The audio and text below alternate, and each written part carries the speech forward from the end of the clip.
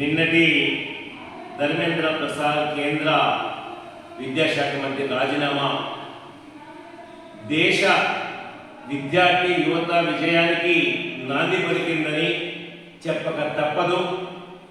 అరాచక మతోన్మాద మోడీ షా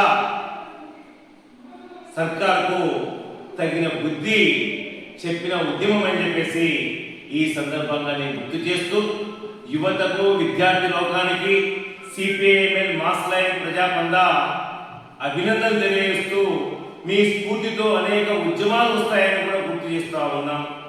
ఈ నేపథ్యంలో మనం ఒక్కసారి చూస్తే మే 12న నీట్ పరీక్ష ఫలితాలు ఏదైతే జరగాల్సిందో పేపర్ లీక్ కావడం వల్ల దేశవ్యాప్తంగా సుమారుగా 22 లక్షల మంది విద్యార్థి లోకం కంటికి తడిపెట్టింది. అంతేకాదు ఆవేదన భరించలేక మధ్యతరగతి పేద కుటుంబాల పిల్లలు లక్షలాది రూపాయలు ఖర్చు చేసి రాత్రింబవళ్ళు కష్టపడి వాళ్ళు మనోధైర్యాన్ని కోల్పోయి సుమారుగా 21 మంది ఆత్మహత్యలు చేసుకున్నారు. ఈ నేపథ్యంలో సుప్రీంకోర్టు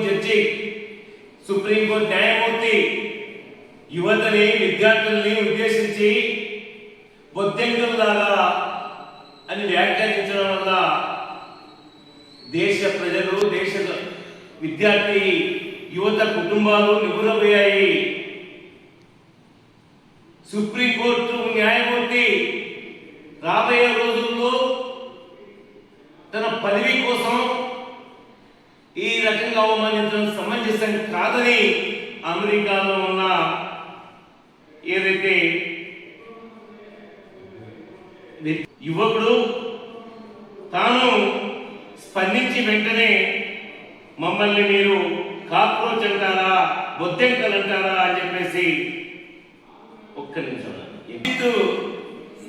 దీప్కి స్పందించడం వల్ల తెల్లారే లక్షలాది మంది తన అభ్యర్థికు మద్దతు తెలియజేశారు. ఇది అన్యాయం అని చెప్పేసి ఏదైతే బీజేపీ ముఖ్యంగా ఇక చెప్పక తప్పట్లేదు, చెప్పుకోవాల్సిన అవసరం ఉంది. Social media, WhatsApp, university fake వార్తలతో సెంటిమెంట్లతో అధికారులకు వచ్చిన వీరికి ఈరోజు ఆ సోషల్ మీడియా అనే వాస్తవాలు బయటకు తెచ్చి మోడీకి గోరిగట్టబోతున్నాయనే విషయాన్ని మనం గుర్తు చేసుకోవాలి. ఆ రకంగా ఏదైతే నువ్వు స్పందించారో ఆ స్పందించిన మీరు ఇండియాకి వచ్చి మాట్లాడండి, ఇండియాకి వచ్చి సవాల్ చేయండి అని చెప్పేసి బీజేపీ ఆర్ఎస్ఎస్ వాళ్ళు సవాల్ చేయడంతో మే 6న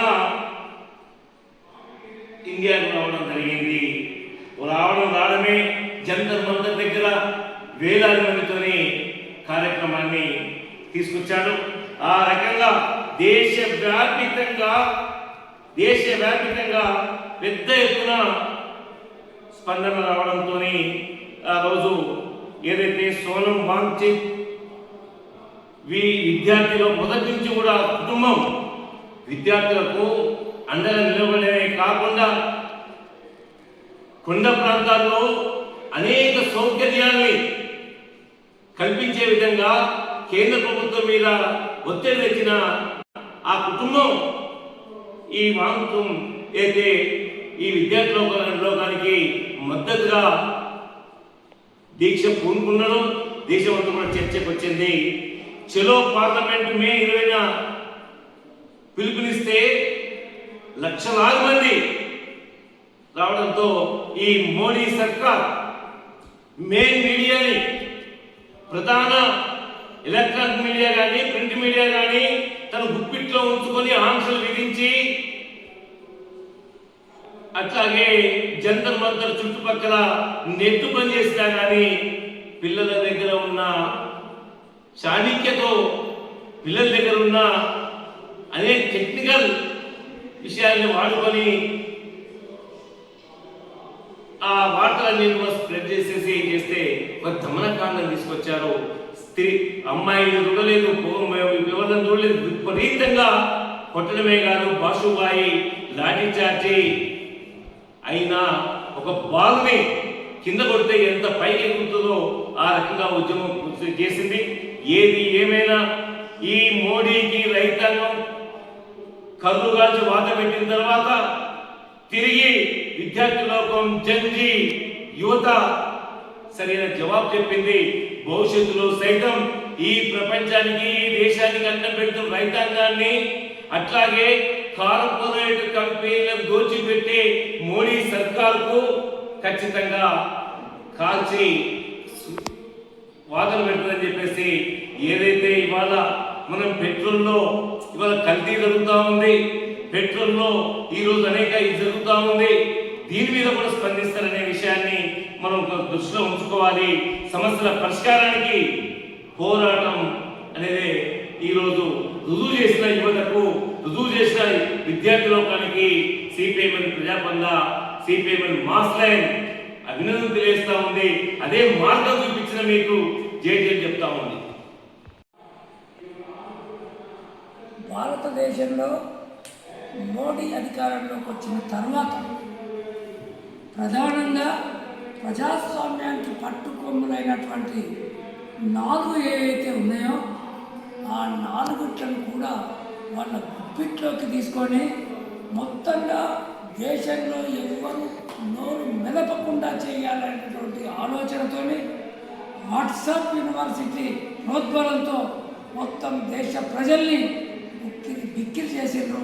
అందులో ప్రధానంగా కార్యనిర్వాహక వర్గం, శాసన నిర్వాహక వర్గం వాళ్ళ గుప్పిట్లోకి తీసుకున్నారు. ఆ తర్వాత న్యాయ వ్యవస్థను కూడా వాళ్ళ గుప్పిట్లోకి తీసుకున్నారు. ఆ తర్వాత ప్రధానంగా ఎక్కడ ఏం జరిగినా ప్రజలకు వార్తలు అందించే మీడియాను కూడా వాళ్ళు గుప్పిట్లోకి తీసుకొని ప్రజలకు ఎలాంటి నిజాలు తెలవకుండా మేము ఎంత కాలమైనా దేశాన్ని పాలించచ్చనేటటువంటి కళను కన్నారు.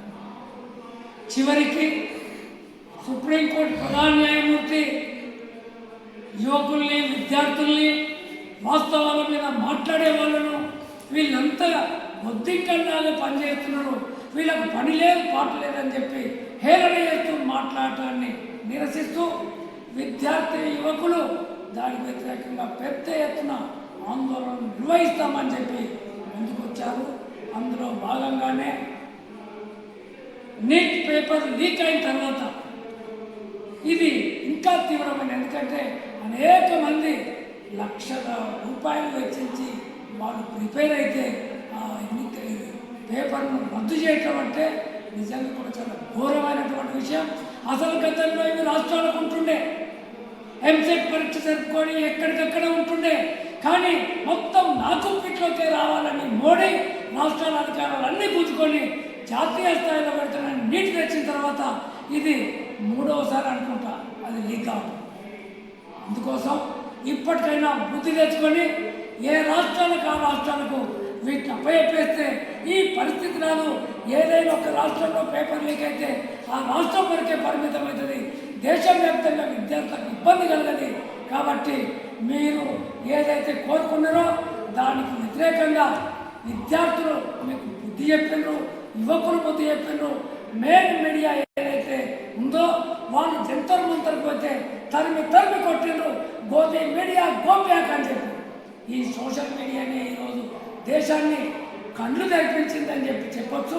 కాబట్టి ఇప్పటికైనా విద్యార్థి యువకులు చూపించిన మార్గం ఏదైతే ఉందో ఆ మార్గంలో ముందుకు పోవడానికి అందరూ ప్రయత్నం చేయాలి. అదేవిధంగా ఈ విజయాన్ని సాధించింది మొట్టమొదటిసారి మోడీ వచ్చిన తర్వాత రైతాంగం మొట్టమొదటిసారి విజయం సాధించారు. 13 నెలల పోరాటం చేసి రెండోసారి ఇప్పుడు విద్యార్థి యోజనలే సాధించారు. ఇప్పటికైనా మోడీ బుద్ధి తెచ్చుకో, నీ ఇష్టం వచ్చినట్లు నాటకాలు చేస్తామంటే ప్రజలు తిప్పి కొడతారని చెప్పి ఈ సందర్భంగా నేను హెచ్చరిస్తూ విద్యార్థి యువకులందరికీ కూడా సిపిఐఎం మాస్ లైన్ ప్రజాబంధ తరఫున విప్లవ జేజేలు జరుపుతూ భవిష్యత్తులో ఇలాంటి ఘటనలు జరగకుండా జాగ్రత్తలు తీసుకోవాలని కూడా హెచ్చరిస్తారు.